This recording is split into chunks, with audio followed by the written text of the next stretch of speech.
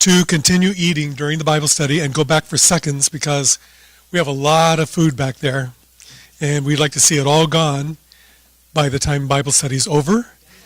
And once again, let's have a round of applause for Carla and Carl, and Jana brought some things too today for refreshments. And Denise. Carla, could you share with us what you brought? Because everything was delicious.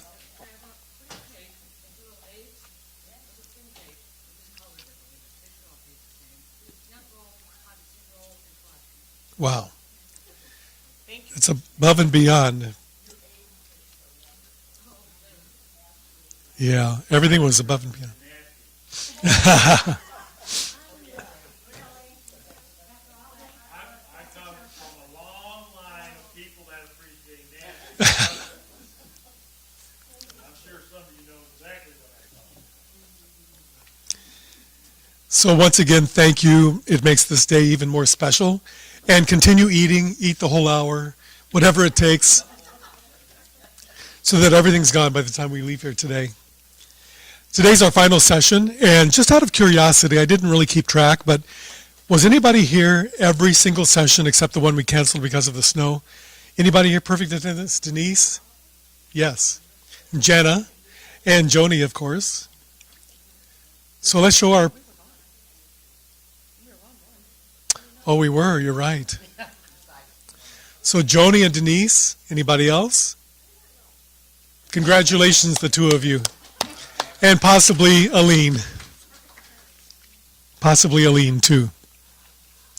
So in preparation for the next study, we've had several suggestions. I'd just like to take a vote today, and we'll just go by majority rule to see which one most people would like to study next summer. There was one suggested by Sally on the prayer of Daniel.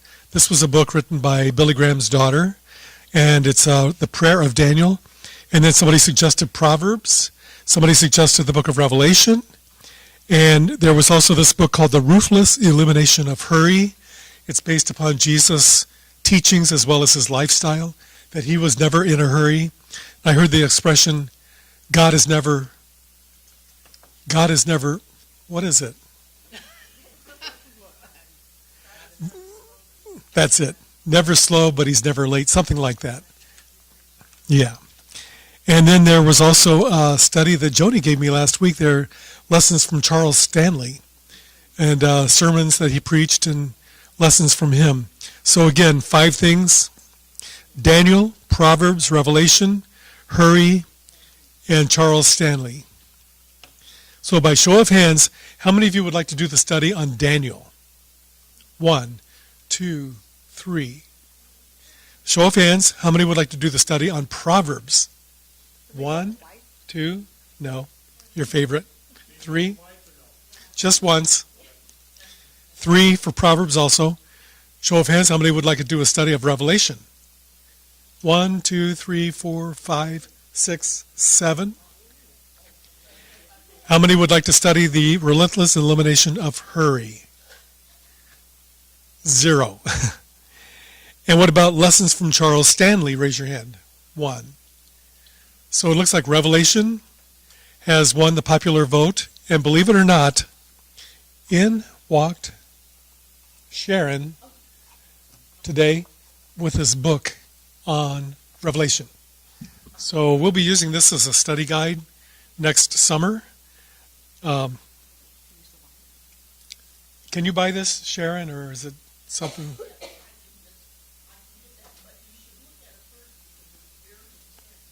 Yeah, I'd say it's very, very dense. Look.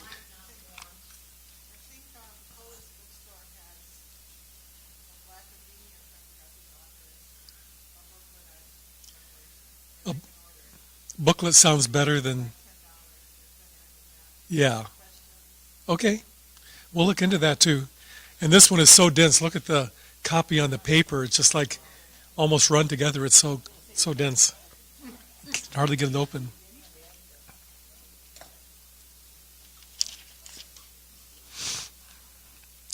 Also, my doctor prescribed this medication that was supposed to, I have these leg spasms.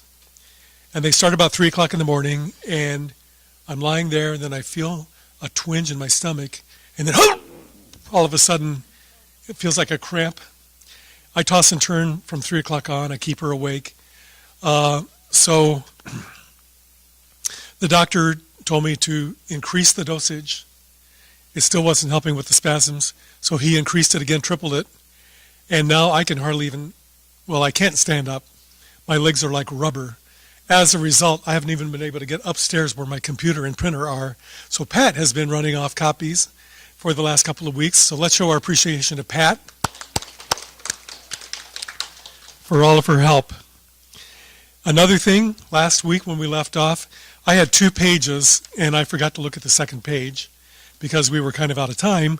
But if you would like to know where the Sons of Thunder reference is, how Jesus called James and John the sons of thunder, it's Mark 3:16. We all know John 3:16. This is Mark 3:16. And it's the list of all the disciples as well as the reference to the sons of thunder. So feel free to look that up on your own if you would like. Mark 3:16. We also had a question about the difference between disciples and apostles. And Carl looked into that for us this past week. And Carl, what did you find? Okay.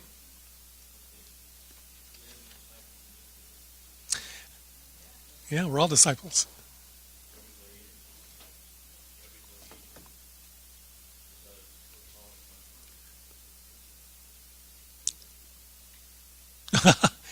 I'd hope the answer would be Jesus.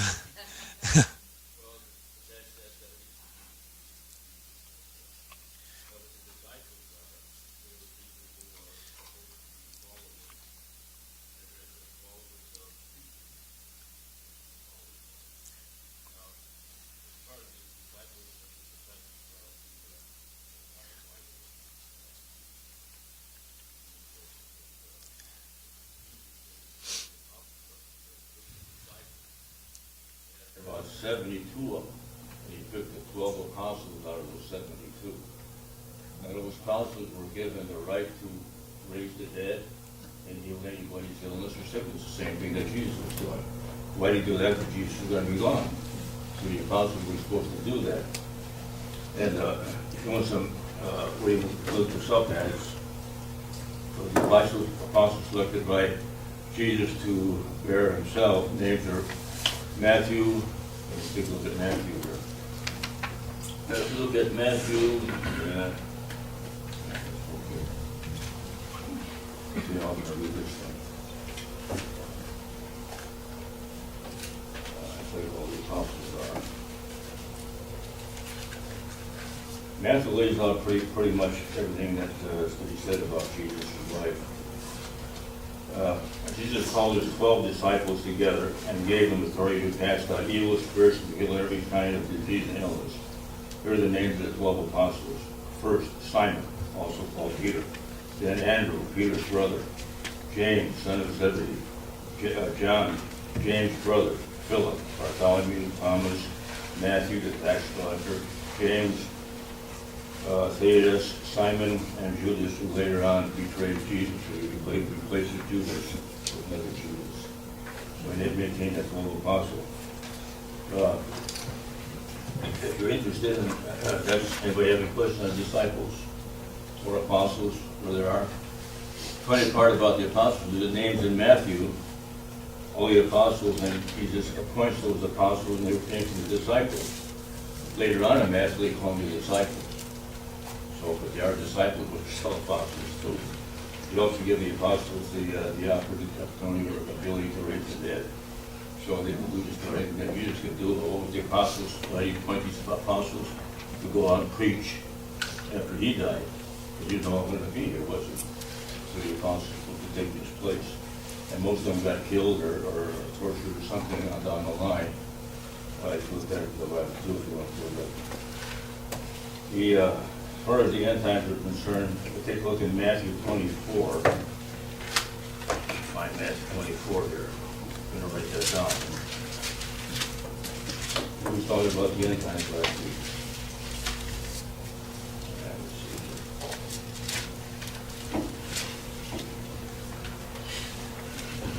at this point, there is Matthew 24, verses 4. Later Jesus said on the Mount of Olives, the disciples came to him privately. Now this is Matthew, he's calling the disciples. Came to him privately and said, tell us when will all this happen? At what time will seemingly return the end of the world? But Jesus is going to come back, and after tribulation, he's going to come back, and that's going to be the end of the world at that particular time. Jesus told them, don't let anyone mislead you, for many will come in my name, claiming, I am the Messiah. They will deceive many, and you will hear of wars and threats of wars, but don't panic. Yes, these things must take place, but the end won't follow immediately. Nations will go to war against nations and kingdom against kingdom. We're seeing this right now, aren't we? They're trying to get us to the big time world war right now, today. There will be famines and earthquakes.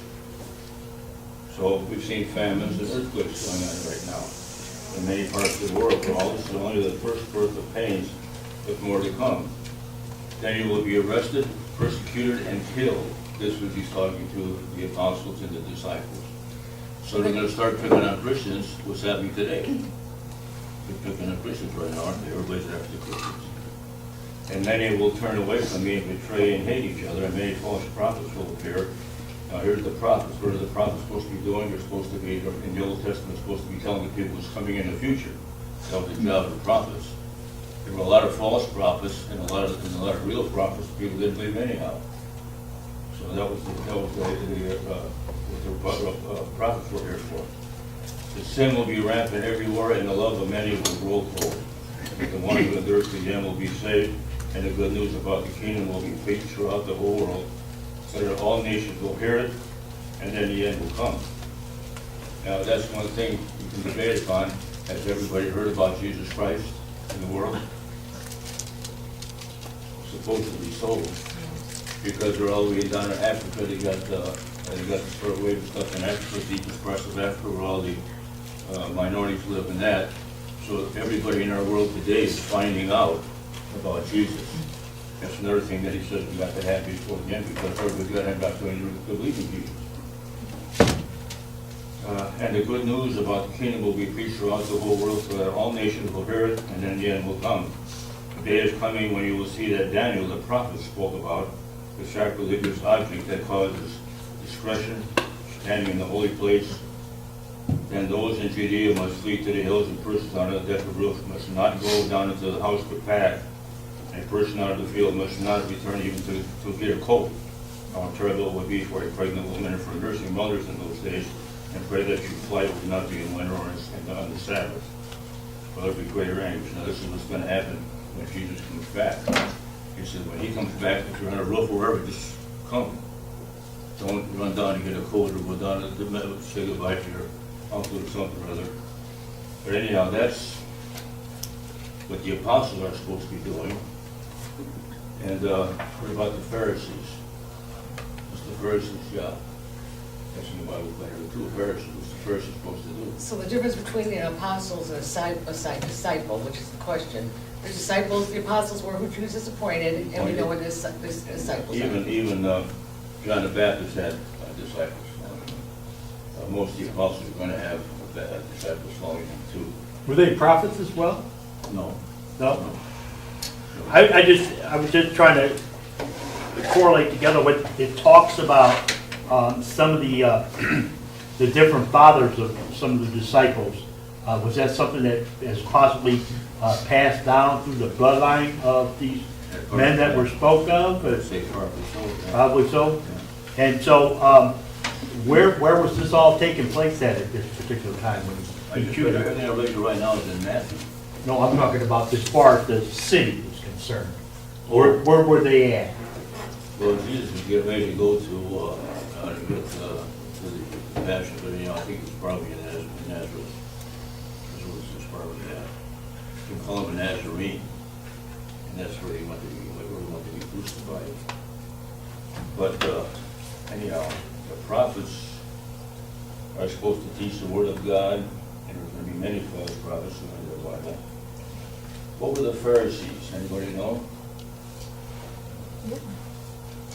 The Pharisees were there They were for God, but they were against Jesus. The Pharisees were And there to tell you all about Jesus Christ, and they were supposed to get it very accurately and put that forward to everybody.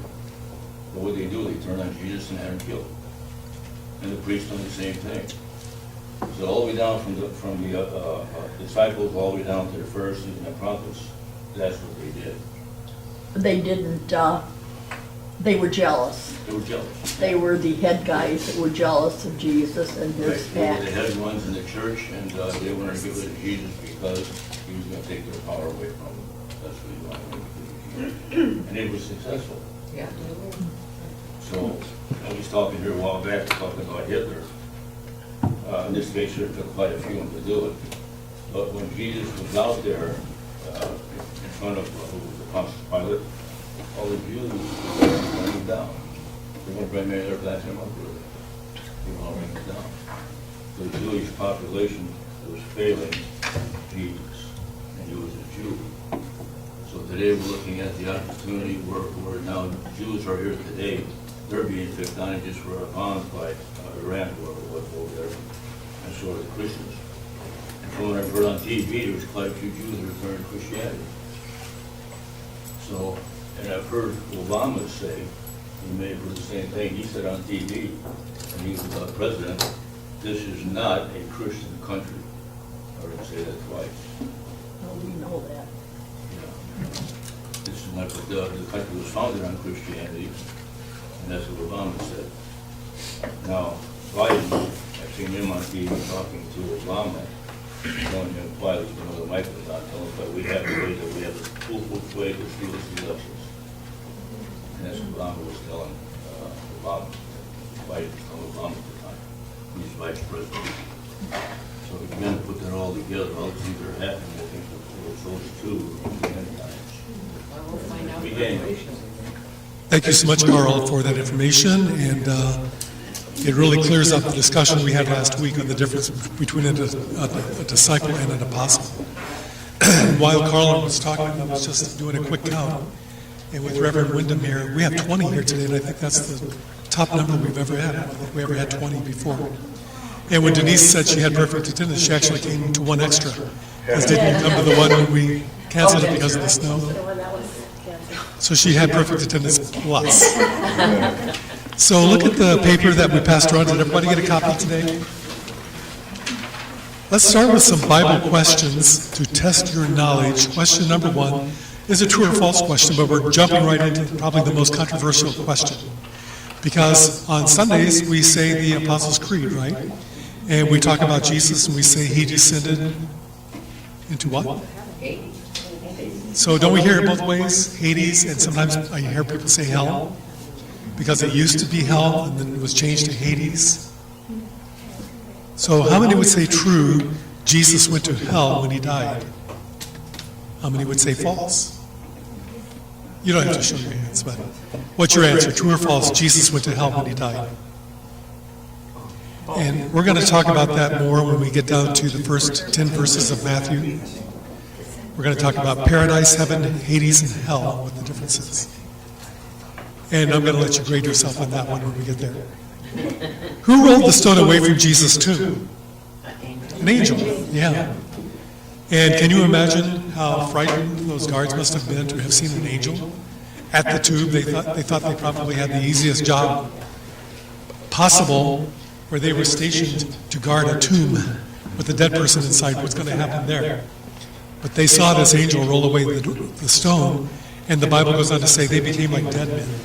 They were so petrified, all they could do was like collapse and shake like dead men. Why did the women go to the tomb after the Sabbath day?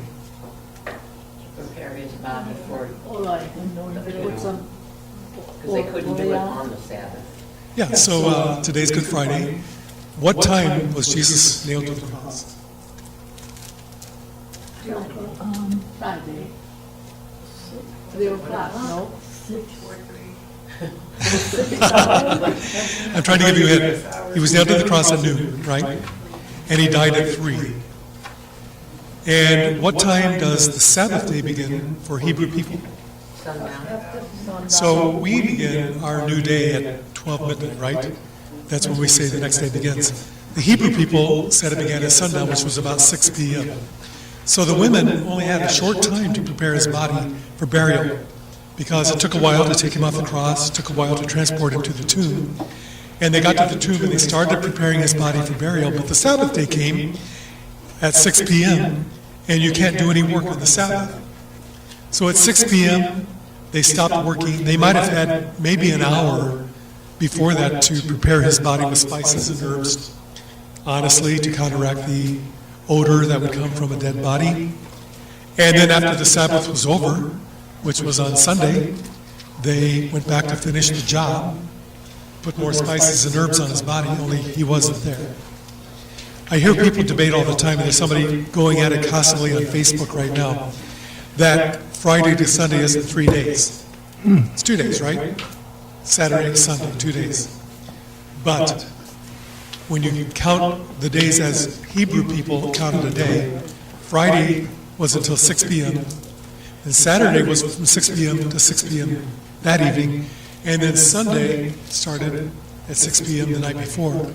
So you could say Friday, Saturday, and Sunday according to the Hebrew reckoning. And that's how it worked. Who told Mary that Jesus was not in the tomb? Angel. Once again, all this evidence, God sending angels to do his work and to share his message on earth. And how could you forget seeing an angel? I certainly haven't seen one. I don't know that I would want to see one. I'd like to send an angel to a few people, but probably not me. And what was the disciples' response when they were told that Jesus was risen? Can you believe that? They didn't believe it, but how could you believe after you've seen Jesus brutally savaged, whipped? I mean, most people died from the scourging alone because it was so brutal. Did anybody see the Passion of the Christ? There was a lot of blood in that movie, and somebody asked me at that time, how much blood does the human body hold? And I asked a nurse at the hospital, and I forget the answer. What's that?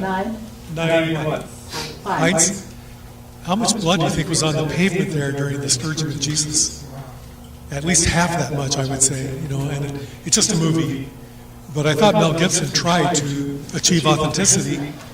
There was a lot of blood, and that's why a lot of people died from the scourging alone. It was very unusual for somebody to be scourged and crucified, because the scourging was enough to take the life of a lot of people. Don't it's written in the Bible that Jesus' blood never reached the ground? No, I never heard that. Because Jesus was holy, so the God not permitted to.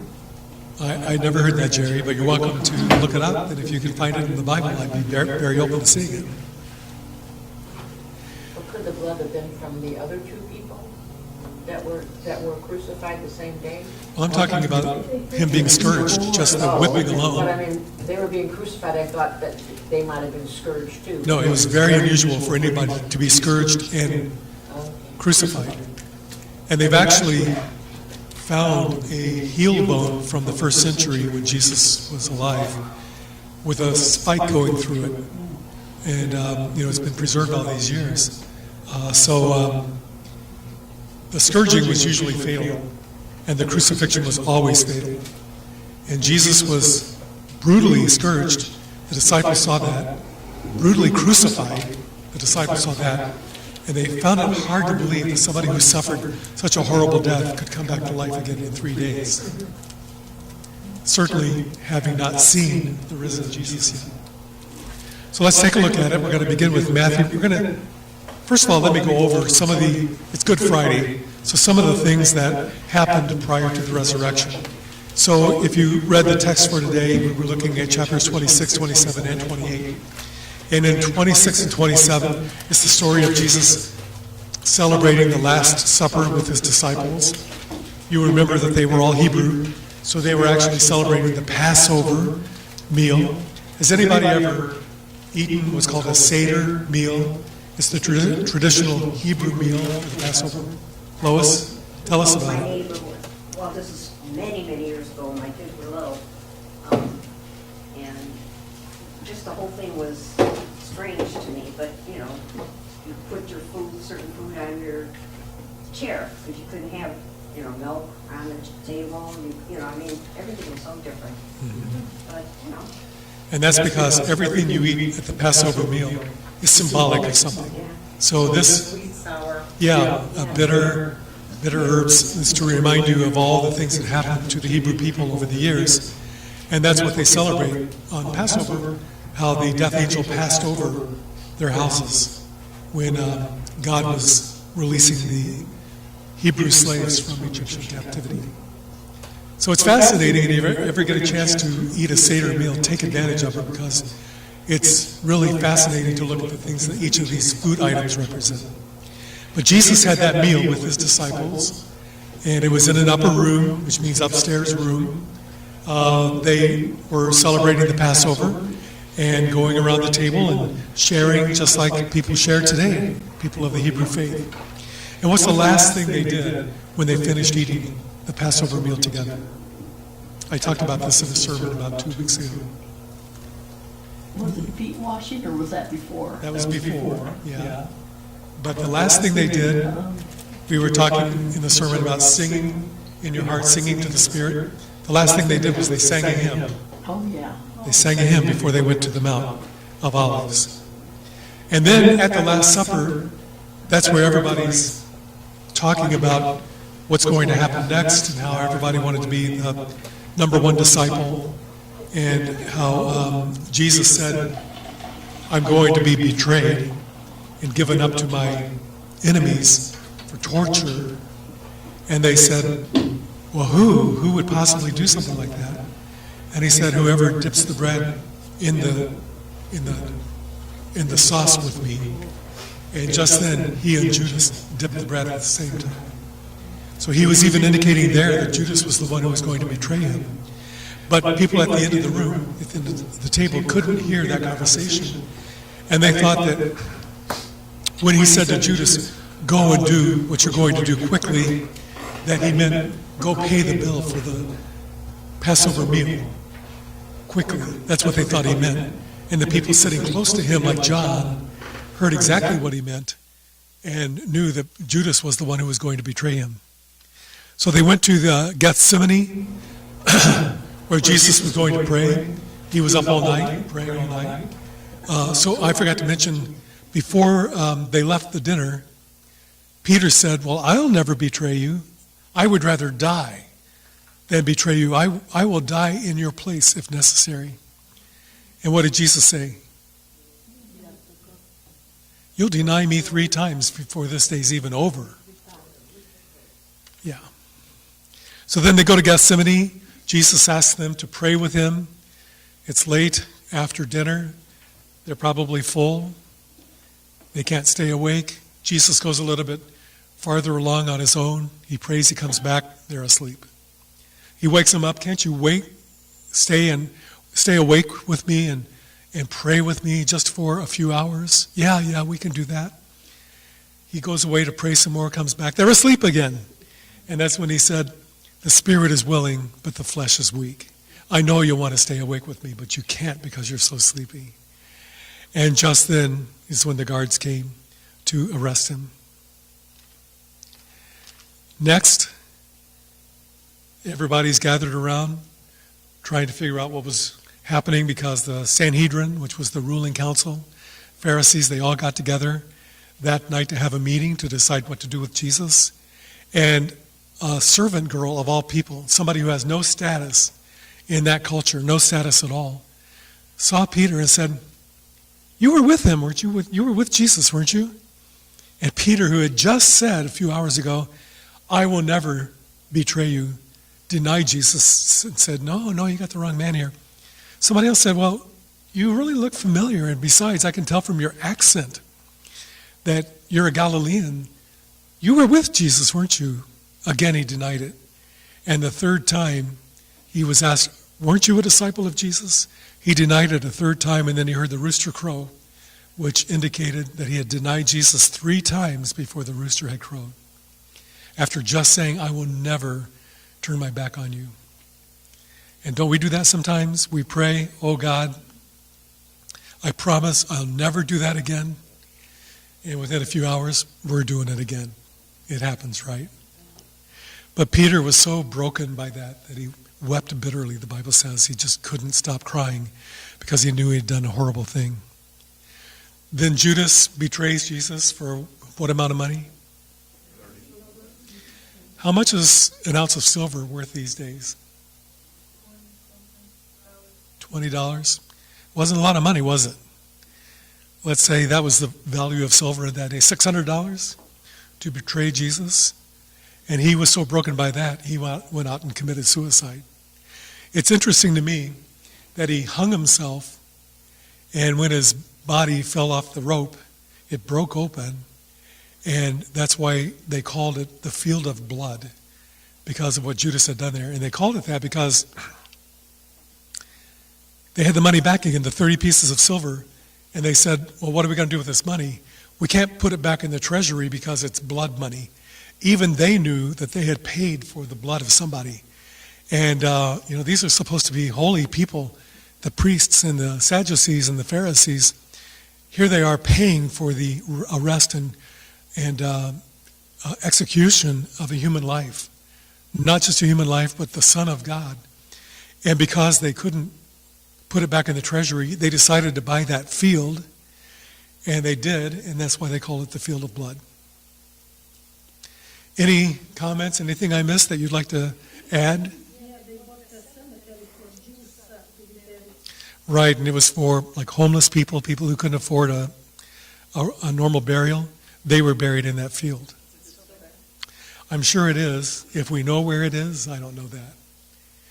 My goal is someday to take a trip to the Holy Land, but it's getting less and less likely the worse my legs get. Yeah. All right. Nailed to the cross, was that something that would stand out as to look,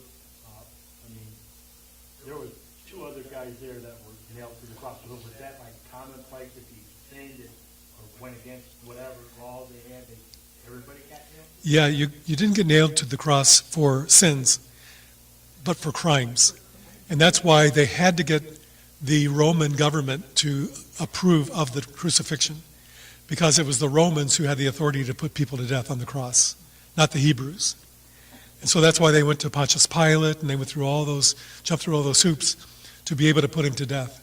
But it was unusual for somebody to be scourged and crucified. And that's why, have you heard of the Shroud of Turin? I don't know what to think about that, because it seems unlikely that a piece of cloth has survived over 2,000 years. But there are so many unique things about the Shroud of Turin, and one thing is it was the impression left on the shroud was somebody who'd been scourged and crucified. You can see the lacerations on the back and the wounds in the hands and feet. And I don't know, it very well could be the actual cloth. I mean, it's a Catholic thing. The Catholic Church has kept it for all these years. And it was even in a fire one time, so some of the edges are singed. And scientists would like to do testing on it, but they would have to destroy part of it to have it tested. Yeah, many, many years. I know for a fact that they did find seeds and plant material in the cloth that were common back in the first century. But keep an open mind to that, because that's what I'm doing, keeping an open mind. Any other thoughts, comments? I do have a question. Yes. The Bible nowhere says, Pilate didn't he wanted to release him. Mm-hmm. And so Pilate washed his hands of him. But why did Pilate beat him?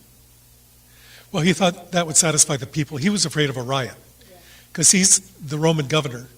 And his job, and we have a lot of people like that today, who see their job as just keeping peace. Right. So I don't really care what happens or if innocent people get hurt, as long as peace prevails in my governance. Yeah, I understood that. I just didn't understand why he personally would say, okay, let's beat Jesus, and then I'm giving them to you to crucify. Well, because he had him beaten. Hoping that they wouldn't crucify him. Right, he had him beaten, then he brought him out so that everybody could see how severe the lacerations were. And then he brought out the worst criminal he had in prison, Right. Barabbas.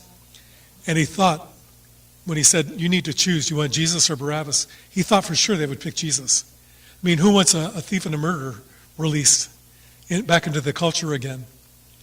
And I think he believed that if he showed that Jesus had been severely punished, the people would be satisfied with that. Instead, it riled up the crowd even more, and he was afraid he was going to lose control, and the peace would be destroyed. Did you see the story this week about two state officials who were relieved of duty Oh, yeah. because they were riling up the crowd? You know, Tennessee. And you can't let things get out of control, otherwise they can get really, really bad. That's how Tennessee dealt with it. I'm not saying whether it's good or bad, but I'm just saying that's how they dealt with it, and this is how Pilate dealt with it. And then he washed his hands and said, well, it's your problem. I'm washing my hands of this matter. But I wasn't sure because I didn't specifically read that anywhere, that was the reason, but I wondered if that was it. yeah, and I'm not a huge fan of the Passion of the Christ, but in the movie, when the people started yelling for Barabbas to be released, you can see his reaction. And he's like, I can't believe they're saying this. Are you sure you want Barabbas and not this peaceful man named Jesus? So I think he was shocked at the people's reaction, and he thought they would be satisfied seeing Jesus covered in blood with his body completely broken, but they weren't. They wanted his death. Well, it wouldn't have mattered what he decided because this was foretold. It had to happen. Right. It was foretold, but it's interesting that it unfolded just the way the prophets had foretold. As I said in my sermon last Sunday, there's one thing that was prophesied that is not in the New Testament coverage of the crucifixion, and that is Zechariah prophesied that they would pluck his beard. And we have to believe that must have happened even though nobody wrote that in the New Testament. I was looking for them, I can't find them in the Bible. Yeah, Zechariah, About, maybe I can't speak too good anymore. That's something I even mentioned as to your dad, Adrian. if somebody could do a quick Google search, it's in Zechariah, and it's if you search Zechariah plucked his beard, it would probably pop up. Okay. If anybody could do it real quickly right now, maybe we could give Kathy an answer. It was in my sermon, but I don't remember the chapter and verse. All right, Matthew 28, verses 1 through 10, and we'll call on Dave first, please. Matthew 26, No, we're going straight to 28. 28, okay. I figured time would be an issue today, so I tried to consolidate a lot of things. Now after the Sabbath, toward the dawn of the first day of the week, Mary Magdalene and the other Mary went to see the sepulchre. What's it called? Sepulchre. And behold, there was a great earthquake, for an angel of the Lord descended from heaven and came and rolled back the stone and sat upon it. His appearance was like lightning, and his raiment white as snow. And for fear of him, the guards trembled and became like dead men. But the angel said to the women, do not be afraid, for I know that you seek Jesus, who is crucified. He is not here, for he has risen, as he said. Come, see the place where he lay. Then go quickly and tell his disciples that he has risen from the dead, and behold, he is going before you to Galilee. There you will see him. Lo, I have told you. So they departed quickly from the tomb with fear and great joy and ran to tell his disciples. And behold, Jesus met them and said, Hail! And they came up and took hold of his feet and worshipped him. Then Jesus said to them, Do not be afraid. Go and tell my brethren to go to Galilee, and there they will see me. Thank you, Dave. So who was at the tomb to see all of this? Two Marys. And who were the two Marys? Yeah. So they were the first people to see him alive. And can you imagine seeing a dead body rise from the dead, and the earthquake, and the angel, all of the phenomena that took place. It was quite a lot happening. And by the way, there was quite a lot happening in all three of these chapters today. But I knew that time would be a crunch. We would be in a time crunch, so we're just consolidating some things. Now let's get into the issue of, did Jesus go to hell? First of all, why do some people say hell and some people say Hades?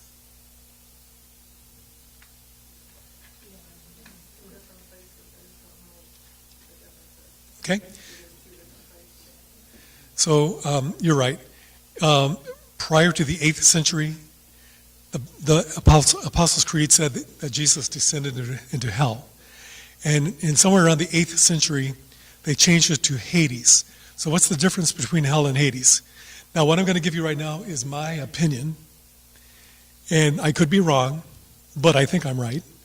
And that is that there are two places the Bible discusses, heaven and hell, but two other places the Bible discusses, paradise and Hades. My opinion is that paradise was the waiting place for heaven, and Hades was the waiting place for hell. When Jesus was dying on the cross, one thief said to him, I believe in you, take me with you wherever you go. And what did Jesus say? Today? He didn't say heaven, did he? He said paradise. So there's paradise before Jesus died, but after Jesus was resurrected, there was heaven. And before Jesus died, Hades, and after hell. So here's what I think. Before the death, burial, and resurrection, how could sins be forgiven? They couldn't, because God's plan was to send his Son to be the sacrifice for the world. He died for our sins. Therefore, sins could never really be forgiven before he died on the cross and rose again. So what happened with everybody's sins? Well, on the Day of Atonement, the high priest went into the Holy of Holies. He prayed on behalf of all of the people. Oh God, please roll back our sins for another year. A sacrifice was made, a lamb was offered on the altar. And what the high priest was doing was not forgiving sins, simply rolling them back for another year. Because he didn't have the authority to forgive sins. And God couldn't forgive sins until he sent his Son to the world. So sins were never really forgiven until Jesus died and came back to life again. Therefore, all of the people who died before his death, burial, and resurrection, I think, went to a waiting place. The good people went to a waiting place called paradise, and the evil people went to a waiting place called Hades. And they were there to wait until Jesus was resurrected to take them, either escort them to heaven or to hell. Now, there's one verse in the Bible that might address this question, did Jesus go to hell? And that's 1 Peter 3:21. 1 Peter 3:21. We might want to take a quick look at that, because I'm not even sure I gave you the right citation.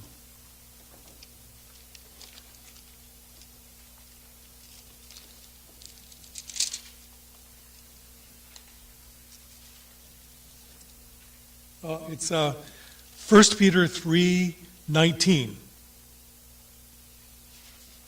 Actually, 18.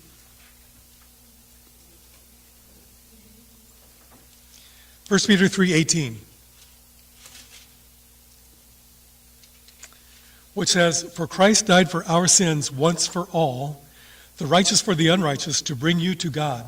He was put to death in the body, but made alive by the Spirit, through whom he also went and preached to the spirits in prison, who disobeyed long ago when God waited patiently in the days of Noah while the ark was being built. In it, only a few people, 8 in all, were saved through water, and this water symbolizes baptism that now saves you also, not the removal of dirt from the body, but the pledge of a good conscience toward God." So I believe what happened when Jesus died was he went to paradise and said, "My life has been given for you. Now you're going to heaven." And he also went to Hades, and he said, "You lived an evil, unforgiven life. Now you're going to hell." So I think when we say that Jesus descended into Hades, what we mean by that is that's when he went to Hades to proclaim the final verdict for the people who either were on their way to heaven or on their way to hell. And it said, just like Noah and the ark, It took a lot of patience for that to unfold. And so it takes a lot of patience for people waiting for years and years, decades, centuries, waiting for Jesus to die on the cross so their sins could be forgiven, but eventually it did happen. What do you think about that idea?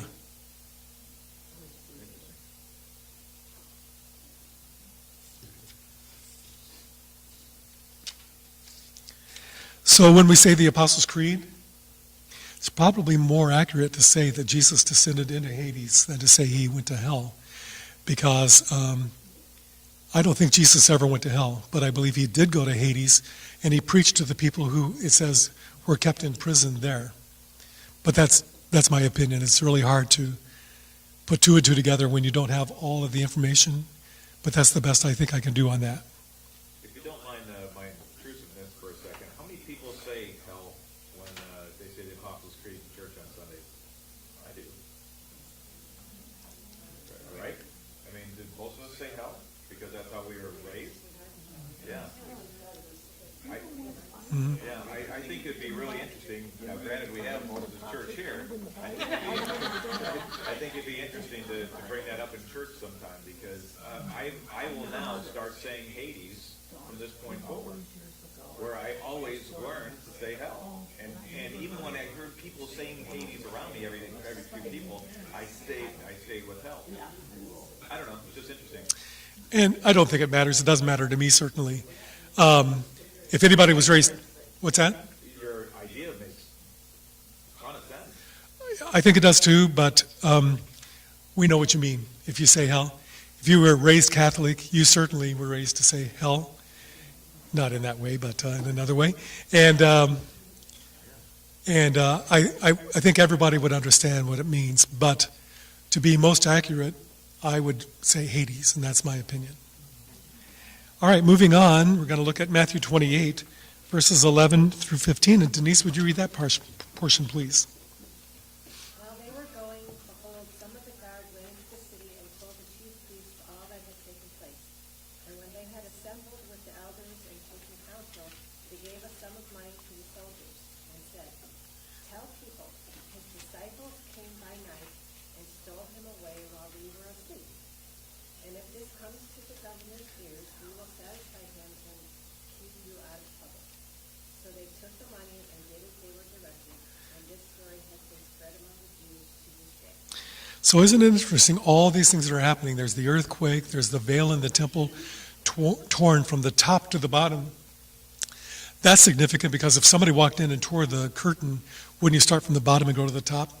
Who's going to go all the way to the top and tear it from the top to the bottom? Which indicates that God was the one who tore the veil in the temple. You've got the appearance of a resurrected Jesus to Mary and Mary. And yet, it's still just a small handful of people who have any of this information back in the first century. But the guards were some who had first-hand information. They were eyewitnesses to all of this. So they went to Pilate and they said, "This is what happened." And they told him exactly what happened, the truth.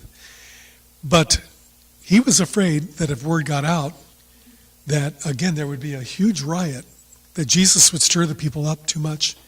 And so he told the guards, "Well, just say that you fell asleep. And during the night while you were sleeping, the disciples came and stole the body. Just tell people that."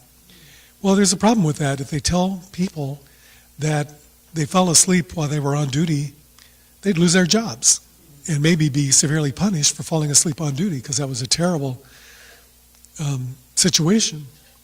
And so they said, "Well, we don't want to lose our jobs." And they said, "Don't worry, we'll give you a large amount of money and we'll protect you if it ever gets to the ears of your supervisors, like your commanders.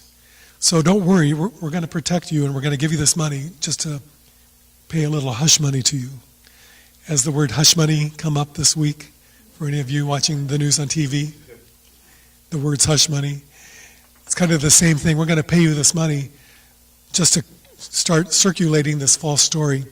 And it says, isn't it interesting, that the story did take hold and it was circulated among the people, and many people were hearing it and even believed it. It said to the time that this was written, which was just a short time after it happened. And the last section, we're back to Dave again, Matthew 28:16 through 20. Now the 11 disciples went to Galilee, to the mountain to which Jesus had directed them. And when they saw him, they worshipped him, but some doubted. And Jesus came and said to them, All authority in heaven and on earth has been given to me. Go, therefore, and make disciples of all nations, baptizing them in the name of the Father, and the Son, and of the Holy Spirit, teaching them to observe all that I have commanded you, and lo, I am with you always, to the close of the age. All right, before we go on, I just saw that it wasn't Pilate, it was the chief priests and the elders who made the decision to pay off the guards. And now we come to verse 16, where Jesus is showing himself to all of the apostles. Of course, not all of them, because Judas was dead. He wasn't there, but the ones who still survived. And isn't it interesting with everything that has happened? The scourging, the crucifixion, the resurrection, the people who saw him walking around, with everything that happened, some of his disciples were still doubting. And they weren't really sure that this was really God's plan, or that he was really alive. Isn't that amazing? That at this point, they're talking to Jesus that they just saw be crucified a couple of days earlier. He's standing right in front of them, and they still doubted. And what did Jesus do about their doubt? He continued to commission signs and wonders and give them the power to perform signs and wonders. So maybe you don't believe Joe Blow doing this, but you're going to do it yourself. And you know you don't have that kind of power. So he gave them the power to perform signs and wonders. And eventually they did all come to believe, even though at this point they're still doubting. Has anybody found that verse in Zechariah yet? Is anybody looking?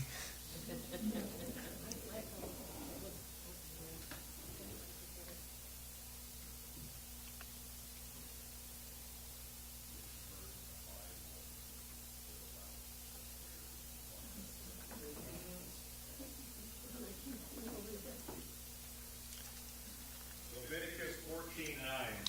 Yeah, that's not it. Isaiah 56. I got it. It's Zechariah 12:10. Zechariah 12:10. Write that down, Kathy. Here, you want to give her a pen, please?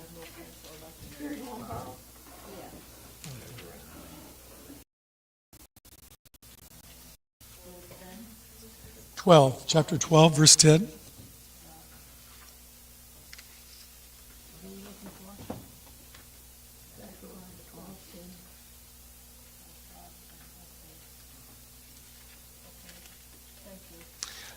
Certainly welcome.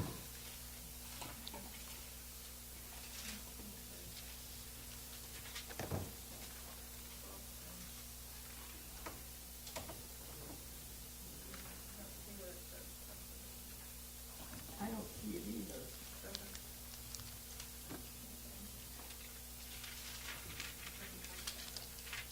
That's not the right, It's not.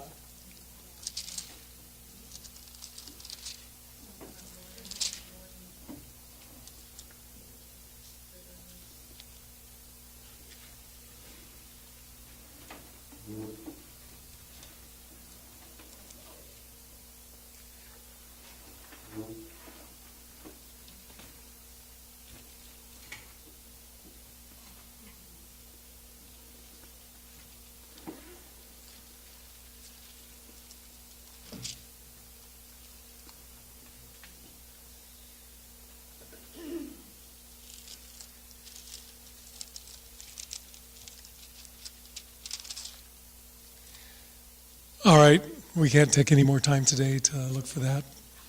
Carl, could you look that up? And if you could let me know, I'll announce it in church at the earliest possible time. Where does it say in the Old Testament, prophesy that they plucked the beard of Jesus? And it was a paradise, and fulfilled, and it said it would be equal to the Garden of Eden. It said, I'll see you in paradise, that it was going to the Garden of Eden. Well, that's interesting. An unseen world, translated hell, A-B, but in our view, the word Hades is the same. Doesn't have you look at you.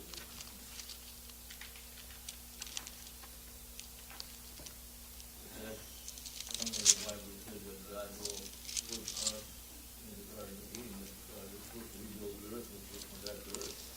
That's going to be our heaven.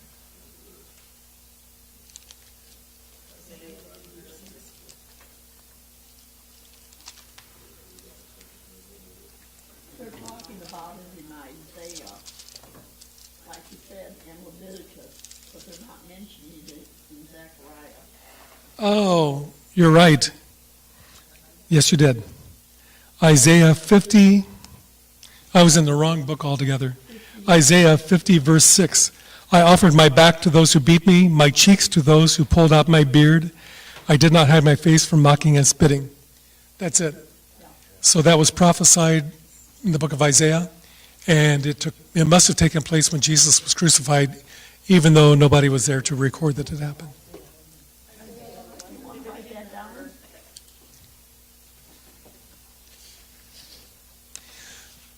So Sally came in, which means we set a new record with 21 here today, counting everybody. Must have been the refreshments, Carla. Isaiah 50, verse 6. Yeah, so make sure to take some home, and feel free to stay here and enjoy them as long as you'd like before you leave today. So Sunday's Easter. I look forward to seeing everybody here. I think we'll have a wonderful time together. It's going to be a challenge to get up in that pulpit, Dave, We'll get you there. but we'll try to get there, sure thing. Might leave you there for next Sunday, but we'll get you there. That would sure be easier, for sure. And I just want to tell you how great it's been to share this time with you. We'll plan to study Revelation next time, and that's going to be a challenge because that's a dense book, but it should be very interesting for all of us. We're going to plan on 12 weeks and plan to start, I think it's June 9th. And I want to thank you all for accepting me into this Bible study. I got a lot out of it and really enjoyed meeting you all and being with you. Thank you all. Did you start to say something, Dave? I guess we could probably talk about it another time. I mean, not everybody voted for Revelations, although I did. But it is a very dark and troubling, Bible, book of the Bible. And if we don't have 12 weeks of Revelation to go over, maybe we can top off the final 4 weeks with Daniel or something to end on a positive note. Well, there is a way. Our Proverbs. There is a way of looking at Revelation from the standpoint of praise to Jesus, because there's a lot of Revelation that gives praise to Jesus, and I would focus on that. Okay. So not on the death and destruction, but on the praise. Okay. So again, thank you for coming today, and